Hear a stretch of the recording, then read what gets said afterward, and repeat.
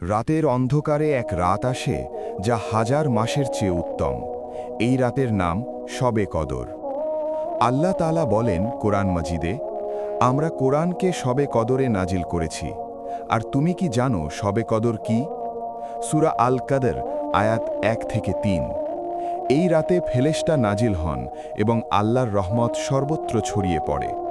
শবে কদরের রাতের ইবাদাত এমন এক রাত যেখানে এক একটা নেকি হাজার মাসের সমান হয়। যে ব্যক্তি শবে কদরের রাতে ইবাদাত করে তার প্রতিটি নেকি হাজার মাসের সমান।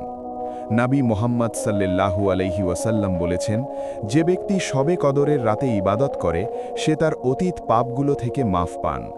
সাহিহ বুখারী হাদিস 1776। আরেক হাদিসে এসেছে, শবে কদর এমন একটি রাত যার রাতে মানুষ শান্তি ও রহমতে ভরে যায় আর শয়তান বন্দী থাকে। সহিহ মুসলিম। শবে কদরের নির্দিষ্ট সময় ঠিকভাবে বলা হয়নি, তবে নবী বলেছেন এটি রমজানের শেষ দশকের বিজোড় রাতগুলোর মধ্যে একটি। বিশেষভাবে 21, 23, 25, 27, 29 তারিখের রাতগুলোতে এটি বেশি সম্ভাব্য।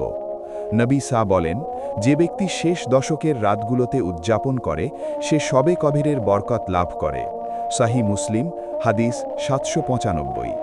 এই কারণে মুসলিমরা এই রাতে ইবাদাত, দোয়া, কোরআন তিলাবাত এবং জিকিরে সময় কাটায়। শবে কদরের রাতে কিছু দোয়া বিশেষভাবে পড়া হয়, যেমন আল্লাহুম্মা ইন্নাকা আফুউন তুহিব্বুল আফওয়া ফাআফু আন্নি, অর্থাৎ হে আল্লাহ, আপনি ক্ষমাশীল, আমি ক্ষমা চাই। এই রাতটি আমাদের কাছে আল্লাহর রহমত, দয়া ও ক্ষমা লাভের এক বিশেষ সুযোগ। শবে কদরের রাত আমাদের জন্য এক অমূল্য উপহার। এই রাতে ইবাদত ও দোয়া করে আল্লাহর নৈকট্য লাভ করুন।